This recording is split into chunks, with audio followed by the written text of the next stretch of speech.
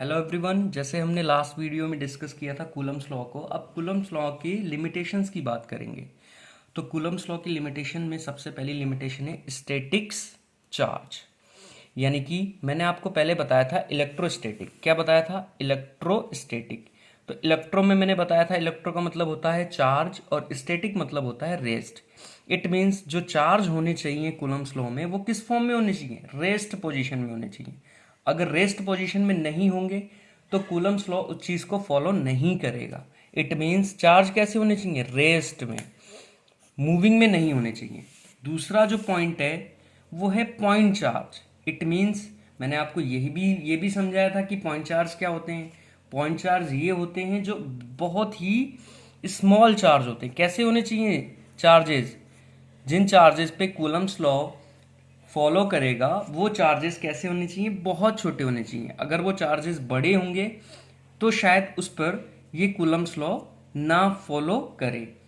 तो तीसरा जो पॉइंट है हमारा वो separation between charges should not be very large, यानी कि चार्जेस के बीच की जो डिस्टेंस होनी चाहिए, ये मान लीजिए मेरे पास दो पॉइंट चार्ज हैं Q1 और Q2। अब इनके बीच की जो सेपरेशन है या फिर हम इसको बोल सकते हैं डिस्टेंस, तो ये ज्यादा ज्यादा नहीं होनी चाहिए, ये कम हो।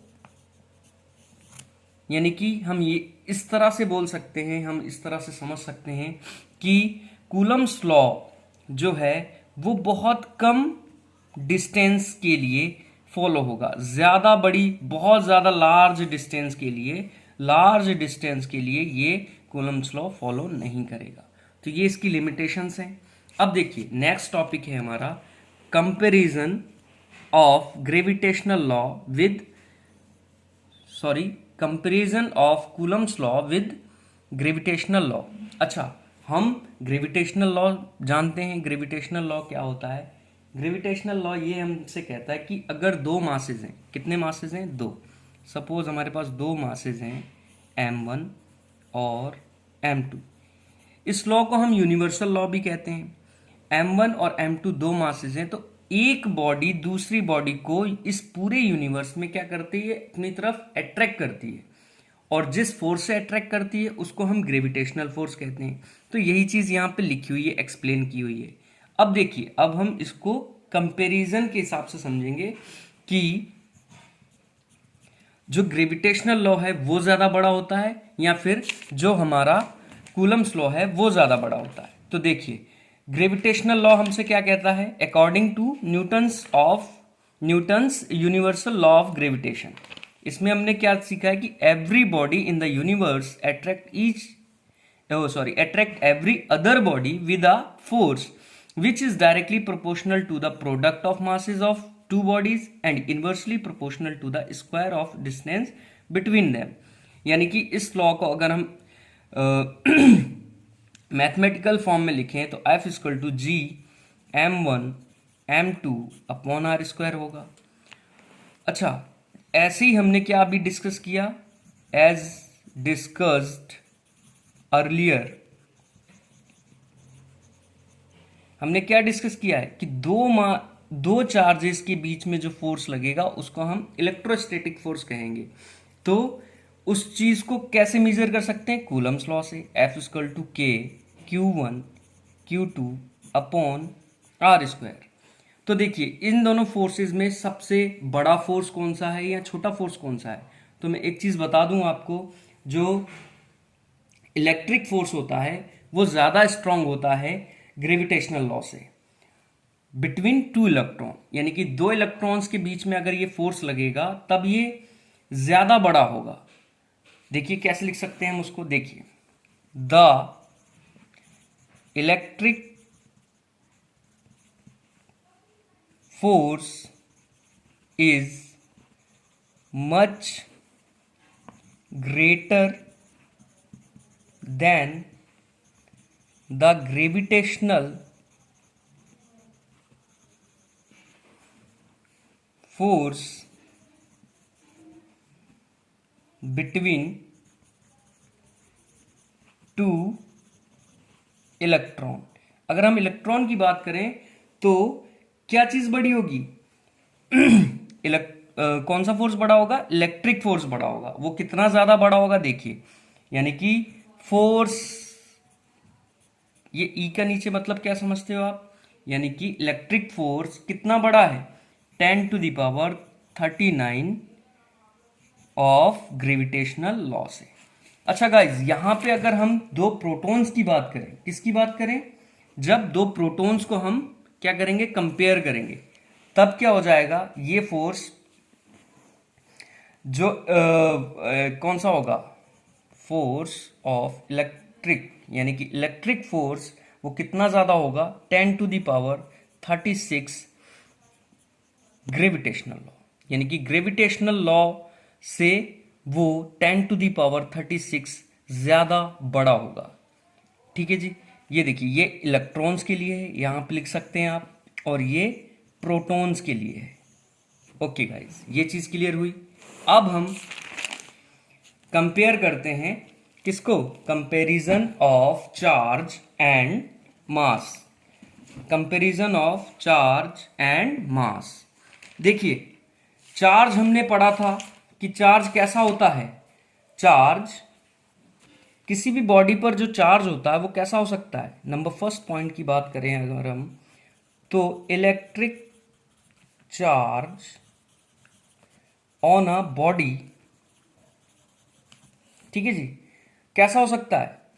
पॉजिटिव होता है, मे बी पॉजिटिव, ठीक है, नेगेटिव हो सकता है, और क्या हो सकता है? एंड जीरो हो सकता है।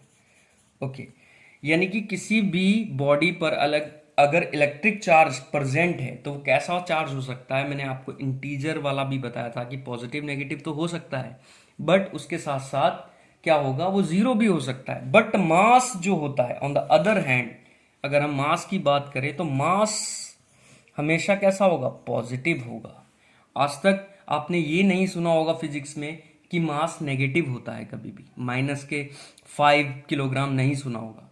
तो ये इन दोनों में कंपेयर है। नंबर अगर सेकंड की बात करें तो देखिए, electric charge is always conserved. कैसा होता है? इलेक्ट्रिक चार्ज कैसा होता है? कंजर्व होता है, यानी कि ना तो हम इलेक्ट्रिक चार्ज को क्रिएट कर सकते हैं और ना ही पूरी तरह से डिस्ट्रॉय कर सकते हैं। ठीक है जी। अब ऑन द अदर हैंड अगर हम मास की बात करें तो मास इज नॉट कंजर्व्ड। कैसा होता है? मास कंजर्व्ड नहीं होता। Okay, as it can B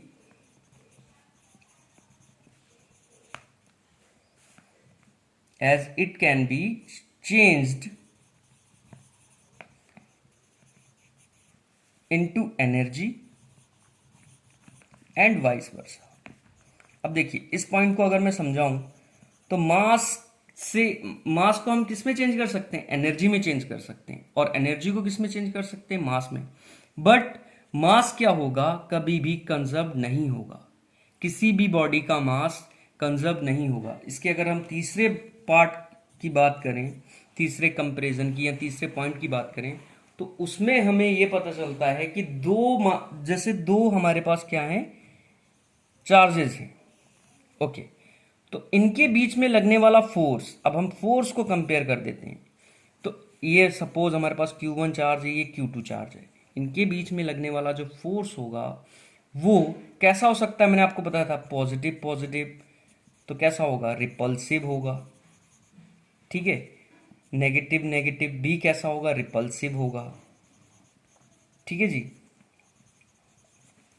और ये तो हो गई लाइक चार्जेस की बात। और नेगेटिव पॉजिटिव कैसा होगा? अट्रैक्टिव होगा। ओके, पॉजिटिव नेगेटिव कैसा होगा? अट्रैक्टिव होगा। तो हम कह सकते हैं कि दो चार्जेस के बीच में लगने वाला जो फोर्स होगा वो कैसा होगा? या तो रिपल्सिव हो सकता है या फिर अट्रैक्टिव हो सकता है। बट दो मासेस के बीच में, जैसे हमने मासेस के बीच में अगर दो फोर्स को मेजर करना है तो हमने अभी क्या पढ़ा था? Gravitational law.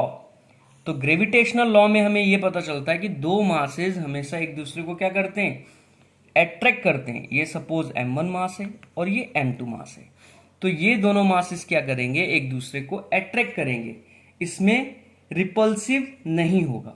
तो ये गाइस कंपैरिजन थी। आपने किस किस की कंपैरिजन सीखी, चार्ज और मास की कंपैरिजन। अच्छा, अब इससे रिलेटेड, कूलम्स लॉ से रिलेटेड हम एक क्वेश्चन को सॉल्व करेंगे। तो देखिए क्वेश्चन क्या कह रहा है हमें कि what is the force between two small charge sphere having charge of 2 into 10 to the power minus 7 coulomb and 3 into 10 to the power minus 7 coulomb placed 30 centimetre apart in the air. Okay guys, तो इसको solve करते हैं हम। Okay, तो given क्या क्या दिया हुआ है हमारे पास। अब देखिए दो चार्ज है हमारे पास, कितने चार्ज हैं, दो, और इनके बीच की डिस्टेंस 30 सेंटीमीटर दे रखी है। पहला चार्ज क्या है, 2 into 10 to the power minus 7, और दूसरा चार्ज क्या है, 3 into 10 to the power minus 7 coulomb. ये Q1 मान लीजिए, इसको Q2 मान लीजिए। तो Q1 क्या दे रखा है हमें, 2 into 10 power minus 7 coulomb. Q2 क्या है, 3 into 10 to the power minus 7 coulomb. R क्या दे रखी है, 30 सेंटीमीटर। तो हम जानते हैं कि कभी भी हम जो डिस्टेंस या फिर लेंथ का जो यूनिट होता है वो हमारा क्या होता है, मीटर में होता है। तो इसको हम मीटर में चेंज कर सकते हैं। तो 30 into 10 to the power minus 2 metre ऐसे लिख सकते हो आप, या फिर 0.3 मीटर। तो देखिए k का मान हम जानते हैं, k की वैल्यू जानते हैं, 9 into 10 to the power 9। Okay, अब हमारे पास फोर्स को फाइंड आउट करना है। कौन सा फोर्स फाइंड आउट करना है, हमें फोर्स फाइंड आउट करना है इलेक्ट्रिक फोर्स, यानी कि दो चार्जेस के बीच में क्या लगता है, इलेक्ट्रिक फोर्स। अगर हम इलेक्ट्रिक फोर्स को फाइंड आउट करना चाहें तो क्या करेंगे, एक फॉर्मूला है कूलम्स लॉ का, क्या है देखिए, Q1 Q2 upon are square. के की वैल्यू क्या है, 9 into 10 to the power 9। Okay, Q1 की value 2 into 10 power minus 7, Q2 की value 3 into minus 10 to the power 7 upon are square, 0.3 का स्क्वायर। अब देखिए गाइस, इसको सॉल्व करने के लिए सबसे पहले हम क्या करेंगे, इसकी पावर्स को सॉल्व कर लेते हैं। अब ये माइनस माइनस 14, माइनस की 14 हो गई पावर, और ये प्लस की 9 है, तो ये अब क्या बची power, 10 to the power minus 5, और 9 इंटू 2 इंटू 3, 9 2 3, ये हमारी डिजिट बची। तो इसको हम लिख लेते हैं, और 10 to the power minus 5 upon में क्या है, 0.3 इंटू 0.3। अगर हम इसको डिवाइड करें तो ये 3 टाइम्स आएगा और ये 1 टाइम।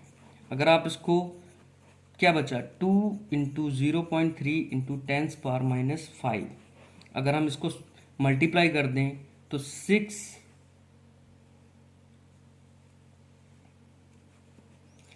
2 इंटू ये और 0.1, तो इस टाइप से करके ये क्या आ जाएगा, ये इसका सॉल्यूशन क्या आएगा, 6 into 10 to the power minus 3 Newton.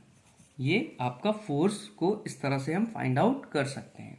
Okay guys, अब जो नेक्स्ट टॉपिक है हमारा, सुपरपोजिशन प्रिंसिपल। क्या है, superposition principle. Okay, force between multiple charges. पहले हम किसकी बात कर रहे थे, सिर्फ दो चार्जेस की बात कर रहे थे, अब हम किसकी बात करेंगे, मल्टीपल चार्जेस की बात करते हैं। तो देखिए, सपोज यहां पे मैंने एक चार्ज लिया है Q1, और इस चार्ज की वजह से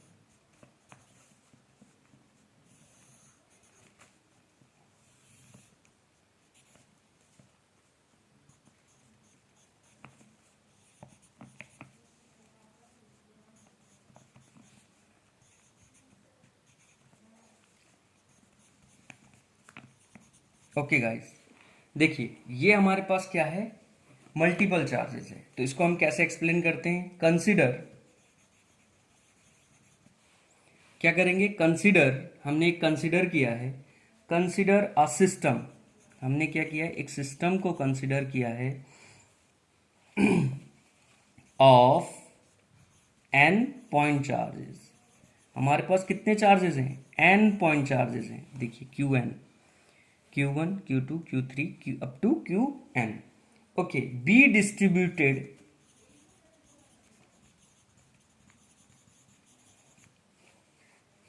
in space, in space, in space, in a discrete matter, in a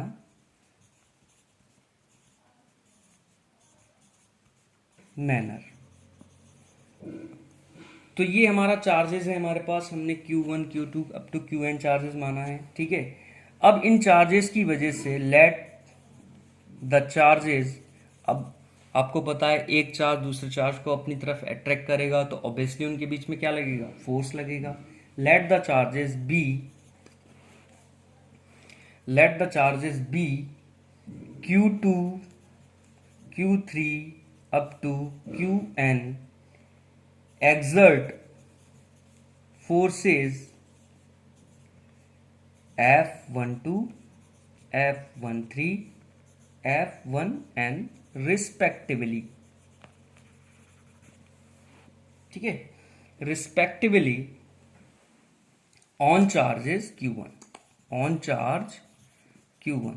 देखिए ये Q2, Q3 और अप टू Qn चार्ज मान लीजिए हम, तो यहाँ पे Q1 चार्ज पर ये Q2 क्या करेगा, फोर्स अप्लाई करेगा, Q2 चार्ज, Q3 करेगा, Qn करेगा। तो देखिए अब Q1 चार्ज पर Q2 चार्ज जो क्या है, फोर्स एक्सर्ट कर रहा है, तो इसमें फोर्स क्या हो जाएगा, फोर्स 1 2।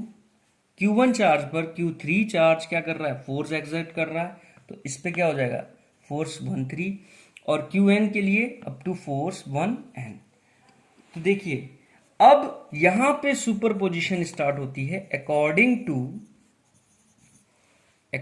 टू सुपरपोजिशन थ्योरम,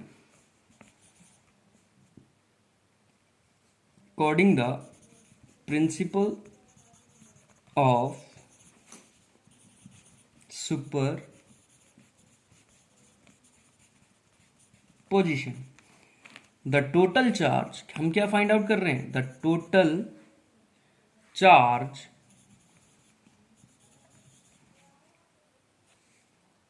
ठीक है जी, Q1 इज गिवन बाय, कैसे हम उसको सॉल्व कर सकते हैं, तो देखिए F1 ही को फाइंड आउट करेंगे, तो F1 ले ले रहे हैं हम टोटल चार्ज को, तो क्या होगा F12 प्लस F13 प्लस, अगर 4 होता तो F14 आ जाता, अब टू हमने कहाँ तक लिया है, F1n। तो इट मीन्स हम सारे चार्जेस को क्या कर सकते हैं, ऐड कर सकते हैं। अगर आप चाहो तो इस फॉर्म में भी लिख सकते हैं इस चीज को, और आप चाहो तो फोर्स वाले फॉर्म में भी लिख सकते हैं। देखिए कैसे, तो देखिए F12 क्या आएगा, F12 इज इक्वल टू, हमें फॉर्मूला पता है 1/4 pi epsilon not Q1 Q2 upon R21 square, okay. और R21 क्या है, इसका कैप में है। और इसी टाइप से करके F13 क्या आएगा, 1/4 pi epsilon not Q1 Q3 upon R21 का स्क्वायर, और ये R31। और उसी टाइप से करके F1n तक लेंगे हम, तो क्या आ जाएगा, 1/4 pi epsilon not Q1 Qn upon Rn1 का स्क्वायर और R cap n1। Okay guys, तो इसको अगर हम इक्वेशन, ये मान लीजिए हमने क्या माना था, इक्वेशन फर्स्ट, क्या माना था, इक्वेशन फर्स्ट, ये क्या थी हमारी इक्वेशन फर्स्ट। तो इस इक्वेशन फर्स्ट में अगर हम पुट करें ये वैल्यूज, तो क्या आ जाएगी, देखिए F जो टोटल चार्ज माना था हमने 1, तो देखिए 1/4 पाई एप्सिलॉन नॉट सब में है, सबको मैंने एक साथ लिख दिया। और देखिए Q1 Q2 अपॉन R21 का स्क्वायर, और R21 कैप में है, plus Q2 Q1 Q3 R21 का square plus Q1 Qn upon Rn1 का स्क्वायर, और क्या आ जाएगा बेटा, Rn कैप 1। हम चाहें तो इस चीज को बाहर ले जा सकते हैं, सॉरी, हम चाहें तो Q1 चार्ज सब में है, Q1 चार्ज क्या है, सब में, तो उसको मैं कॉमन ले लेता हूं। तो देखिए Q1 अपॉन 4πε0 ये आ जाएगा। Q1 चार्ज आप देख सकते हैं सारे फोर्सेस में है, तो हम Q1 चार्ज को क्या करेंगे, बाहर ले सकते हैं। और देखिए इसको सिग्मा की फॉर्म में लिख सकते हैं। मैथ्स में आपने सीखा होगा कि किसी भी किसी भी अगर सम को हमें एक साथ लिखना है तो हम उसको सिग्मा की फॉर्म में लिख सकते हैं। तो देखिए यहाँ पे I इक्वल टू क्या आ जाएगा, ये क्योंकि 1 तो हमारा, यहाँ I क्या है, ये 2 से स्टार्ट होगा और कहाँ तक चलेगा, n तक, यानी कि ये चार्जेस कहाँ से, 2 से स्टार्ट हुए हैं, 2 3 अप टू कहाँ तक है, n तक। ये मैंने लिख दिया। अब इसके बाद देखिए Q को I की फॉर्म में लिख लेंगे और R को I1 की फॉर्म में स्क्वायर लगा के, और R कैप I1, हम इसको इस फॉर्म में भी लिख सकते हैं। ओके गाइस, समझ में आया आपको? ओके, अब हम बात करते हैं जो नेक्स्ट टॉपिक है हमारा, वो है इलेक्ट्रिक फील्ड। इलेक्ट्रिक फील्ड क्या होता है? इलेक्ट्रिक फील्ड को समझने के लिए सबसे पहले हमें ये चीज़ पता होनी चाहिए कि पॉइंट चार्ज क्या होता है, और सॉरी सोर्स चार्ज क्या होता है, और हमारे पास टेस्ट चार्ज क्या होता है। सोर्स चार्ज क्या होगा, जिस चार्ज की वजह से, सपोज हमारे पास एक चार्ज है, इसको मैं Q की फॉर्म में लिख रहा हूं, और इस चार्ज की वजह से हमारे पास एक टेस्ट चार्ज है। मतलब टेस्ट चार्ज का मतलब ये हुआ कि उस पर ना ही पॉजिटिव चार्ज है और ना ही नेगेटिव चार्ज है। हम उसको क्या लिख सकते हैं, Q0 की फॉर्म में लिख सकते हैं। Q0 मतलब समझते हैं आप, कि ना ही उस पर पॉजिटिव चार्ज है ना ही नेगेटिव चार्ज है, वो इस चीज को फील कर सकता है, इस फोर्स को फील कर सकता है, तो इसको हम बोलेंगे टेस्ट चार्ज। और जिस चार्ज की वजह से ये फोर्स एक्सर्ट होगा उसको बोलेंगे हम सोर्स चार्ज। क्या कहेंगे, सोर्स चार्ज।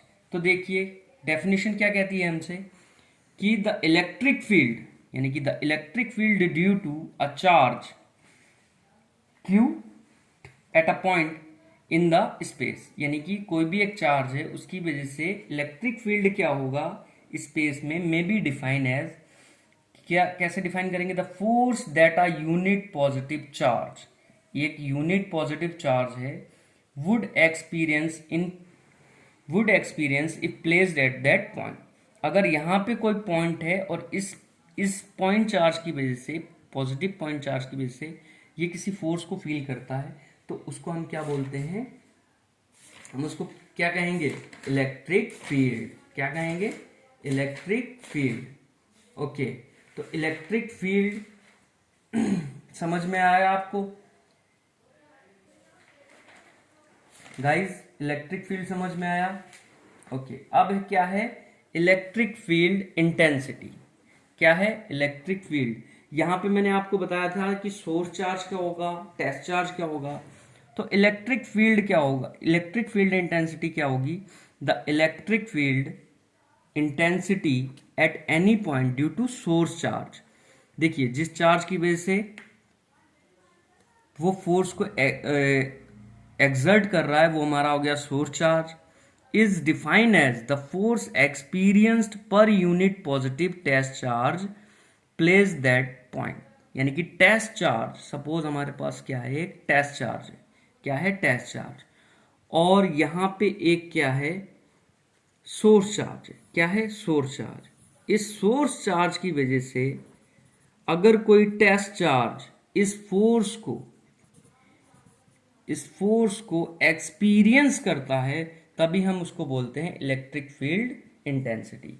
और इसको हम कैसे मैथमेटिकल फॉर्म में लिख सकते हैं, तो यूनिट पॉजिटिव चार्ज है, तो देखिए Q यूनिट पॉजिटिव चार्ज हो गया, और ये किस चीज को एक्सपीरियंस कर रहा है? फोर्स को। किस चीज को एक्सपीरियंस कर रहा है? फोर्स को। तो फोर्स को एक्सपीरियंस कर रहा है। ओके, तो ये क्या हो गया हमारा? इलेक्ट्रिक फील्ड इंटेंसिटी, यानी कि E = F/Q।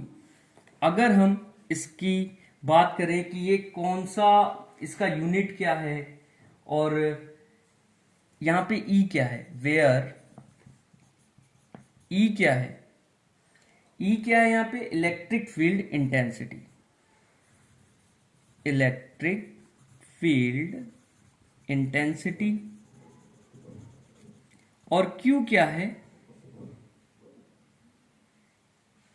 Q चार्ज है। और F क्या है? F फोर्स है। फोर्स एक्सपीरियंस्ड बाय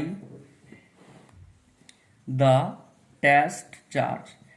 गाइज मैंने अभी आपको बताया है कि इस फोर्स को अगर टेस्ट चार्ज फील करता है या एक्सपीरियंस करता है तो उसको ही हम क्या बोलेंगे? Electric field intensity. क्या बोलेंगे? Electric field intensity. तो इसका अगर हम यूनिट की बात करें, किसकी बात करें? यूनिट की। इसका यूनिट क्या होगा? तो फोर्स का यूनिट क्या होता है? न्यूटन। और चार्ज का यूनिट क्या होता है? कूलाम। क्या लिख सकते हैं हम इसको? Newton coulomb inverse.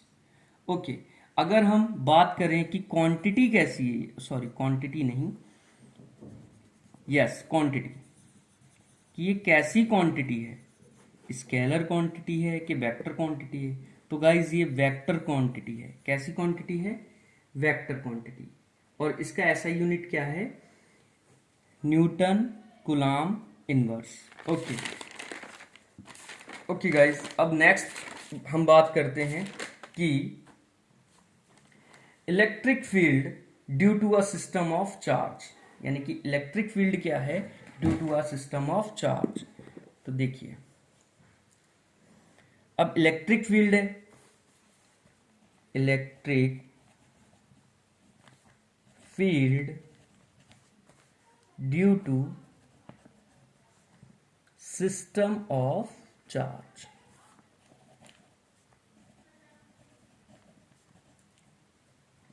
ओके, इसको हम किस तरह से डिफाइन कर सकते हैं? तो देखिए, सपोज ये हमारा O पॉइंट है। ओके, इसमें इस तरह से इसको हम Q1, और ये हो गया E1, P पॉइंट है यहाँ पे इस O पॉइंट पर। तो इसकी वजह से क्या होगा बेटा? चलिए मैं पहले बना लेता हूँ, फिर आपको एक्सप्लेन करता हूँ। ओके गाइज, बीच में मैं आपसे थोड़ा रिक्वेस्ट करना चाहूँगा कि अगर आपको वीडियो पसंद आती है तो आप इस वीडियो को शेयर कर सकते हो अपने दोस्तों से, और इसको सब्सक्राइब भी कर दीजिए मेरे चैनल को। ओके गाइज, अब क्या करते हैं हम? कंसीडर। हम क्या कर रहे हैं? Consider that n point charges. हमारे पास कितने चार्जेस हैं? पहले हम एक दो ही चार्जेस की बात कर रहे थे, जिसमें से एक क्या था? सोर्स चार्ज था, और एक क्या था? टेस्ट चार्ज था। ठीक है, अब हम क्या कंसीडर कर रहे हैं कि consider that n point charges Q1, Q2, Q3 up to Qn। अब इन चार्जेस की वजह से क्या होगा? एक्सर्ट होगा फोर्स। क्या होगा? एक्सर्ट फोर्सेस F1, F2 और F3 up to Fn।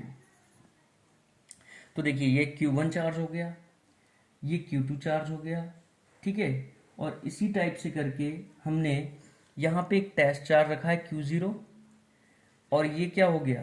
Qi charge हो गया, और ये क्या हो गया हमारे पास? Qn charge. ओके गाइस, अब इनकी वजह से क्या होगा? उस पर फोर्स एक्सर्ट होगा। तो फोर्स एक्सर्ट होगा तो देखिए, Q1 चार्ज की वजह से फोर्स F1 एक्सर्ट हो रहा है। ओके, Q2 चार्ज की वजह से फोर्स F2 एक्सर्ट हो रहा है। क्यू आई चार्ज की वजह से एफ आई फोर्स एक्सर्ट हो रहा है, और अगर हम बात करें क्यू एन चार्ज की तो एफ एन फोर्स एक्सर्ट होगा। अब आप जानते हैं कि जहां पर चार्ज है और फोर्स को वो एक्सर्ट कर रहा है चार्जेस, तो वहां पे इलेक्ट्रिक फील्ड इंटेंसिटी भी होगी। ठीक है, तो देखिए ये force on a test charge किस पे हो रहा है, ये सब टेस्ट चार्ज पे हो रहा है। Okay, on a test charge Q0 placed at origin O, ये हमने क्या माना था, ओरिजिन ओ माना था, और यहां पे क्या था, टेस्ट चार्ज था। ठीक है जी, तो हम अगर फोर्स को काउंट करें या फिर फोर्स की वैल्यू निकालें, देन फोर्स आई क्या होगा, 1/4πε0 Q1 Q2, यानी कि दूसरा चार्ज क्या है हमारे पास, पहला चार्ज अगर हम Q1 ले रहे हैं तो दूसरा चार्ज क्या है Q0, क्योंकि इसी पे हमें फाइंड आउट करना है, Q0/R1², और ये आर आई जो है कैप में है।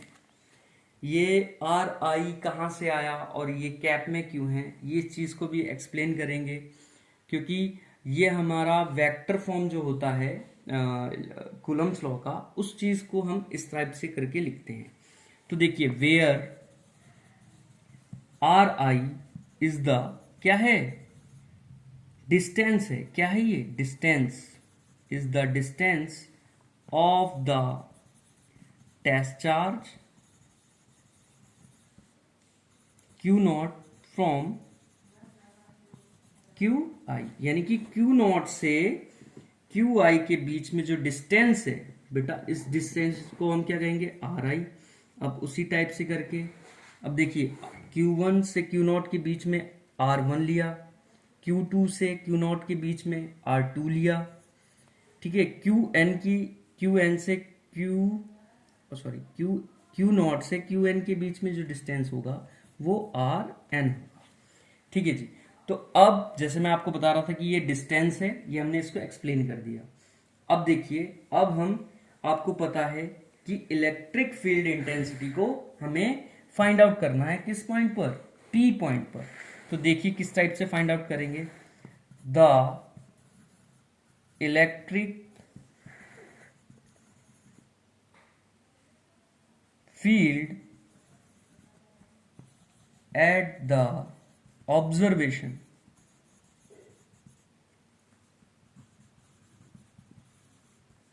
पॉइंट P, हमें किस पे फाइंड आउट करना है, पॉइंट P पर। कहां पर, पॉइंट P पर फाइंड आउट करना है क्या, इलेक्ट्रिक फील्ड इंटेंसिटी। तो जिस तरह से हमने एफ आई निकाला था, देखिए एफ आई निकाला था, उसी टाइप से करके हम क्या निकालेंगे, ई आई, क्या निकालेंगे, ई आई। तो ई आई क्या हो जाएगा, तो देखिए लिमिट Q0 ट्रांस टू 0, तो देखिए फोर्स अपॉन चार्ज होता है हमारा इंटेंसिटी का फॉर्मूला। ओके, तो ये फॉर्मूला हमारे पास फाइंड आउट होगा। तो लिमिट Q0 ट्रांस टू 0 और एफ आई अपॉन Q0। तो देखिए इसको हम किस फॉर्म में लिख सकते हैं, और अगर हम इसको एक्सप्लेन करके लिखना चाहें तो देखिए एफ आई लास्ट वीडियो में भी मैं बता चुका हूँ, 1/Q0 को हम अगर कॉमन ले लें तो देखिए फोर्स की वैल्यू क्या होती है, 1/4πε0। देखिए Q1 इंटू Q2, यानी कि सेकेंड चार्ज क्या है हमारा, टेस्ट चार्ज है, अपॉन आर आई का स्क्वायर और आर आई कैप। हम चाहें तो इसको ऐसे भी लिख सकते हैं, 1/4πε0 Q I upon R I का square to R I cap. Okay guys, अब ये वाला इक्वेशन कहां से आया, क्योंकि Q0 से ये वाला Q0 क्या हो जाएगा, कैंसिल हो जाएगा, क्या हो जाएगा, कैंसिल हो जाएगा। तो देखिए अकॉर्डिंग टू प्रिंसिपल, क्या पढ़ाया था मैंने अभी, प्रिंसिपल सुपरपोजिशन थ्योरम बताया था। तो देखिए, according to principle of superposition, तो सुपरपोजिशन के अकॉर्डिंग क्या कर सकते हैं हम, सारी चीजों को ऐड कर सकते हैं। क्या कर सकते हैं, ऐड। हमने फाइंड आउट क्या किया, हमने फाइंड आउट किया था इस पे जो इंटेंसिटी फाइंड आउट हो रही है, जैसे E1, ठीक है, और दूसरी इंटेंसिटी थी E2, उसी टाइप से करके ये E2 थी, उसी टाइप से करके यहाँ EI थी, उसी टाइप से करके यहाँ पे EN था। तो हमने इंटेंसिटी को फाइंड आउट किया। हमें क्या फाइंड आउट करना था, इंटेंसिटी। इंटेंसिटी हमारे पास आ चुकी है, देखिए, यानी कि इंटेंसिटी हमने क्या फाइंड आउट कर ली, EI। क्या फाइंड आउट कर ली, EI। तो सॉरी, इंटेंसिटी हमने क्या फाइंड आउट कर ली, EI इक्वल टू 1/4πε0, ये फाइंड आउट की है। तो इसको हम इक्वेशन फर्स्ट मान ले रहे हैं। क्या फाइंड मान ले रहे हैं, इक्वेशन फर्स्ट। तो सुपरपोजिशन के अकॉर्डिंग हम क्या कर सकते हैं, जितनी भी इंटेंसिटी है उसको हम ऐड करके लिख सकते हैं। तो E equal to E1 plus E2 plus E3 up to plus EN। तो अगर हम इसको सिग्मा की फॉर्म में लिखे तो I equal to 1 up to N, और क्या हो जाएगा, EI, यानी कि I की वैल्यू पहले हम 1 लिखेंगे, फिर 2 लिखेंगे, फिर 3 लिखेंगे, कहां तक लिखेंगे, N तक। ये सिग्मा फॉर्म आपको समझ में आया। अब देखिए, अब इक्वेशन फर्स्ट का यूज करते हैं, यूजिंग इक्वेशन फर्स्ट, क्योंकि हमने EI की वैल्यू अभी फाइंड आउट की थी, तो उसको हमने इक्वेशन फर्स्ट माना था। तो क्या हो जाएगा हमारे पास इक्वेशन, जो टोटल इंटेंसिटी आएगी वो आएगी E equal to sigma I equal to 1 to N 1/4πε0 QI upon RI का स्क्वायर और RI क्या, और करके लिख सकते हो आप, तो E इक्वल टू, और करके लिख सकते हो E equal to 1/4πε0 sigma, sigma की फॉर्म में भी आप यहाँ पे लिख सकते हो I equal to 1 to N QI upon RI का स्क्वायर और RI क्या। तो ये हमारी जो टोटल इंटेंसिटी निकली है वो किसकी वजह से, बहुत सारे चार्जेस की वजह से, एक नंबर, एक सिस्टम ऑफ चार्जेस की वजह से क्या निकला है, इंटेंसिटी फाइंड आउट हुई है। तो E कैसी क्वांटिटी है, E is a vector quantity. E कैसी क्वांटिटी है, वेक्टर क्वांटिटी है। ओके गाइस, अब हम क्या समझेंगे, अब हमारा जो नेक्स्ट टॉपिक है वो है इलेक्ट्रिक डाइपोल। क्या है, इलेक्ट्रिक डाइपोल। तो इलेक्ट्रिक डाइपोल को मैं नेक्स्ट वीडियो में आपको एक्सप्लेन करूंगा। Thank you guys. एक रिक्वेस्ट फिर से कि आप चैनल को सब्सक्राइब और लाइक कीजिए। Thanks a lot.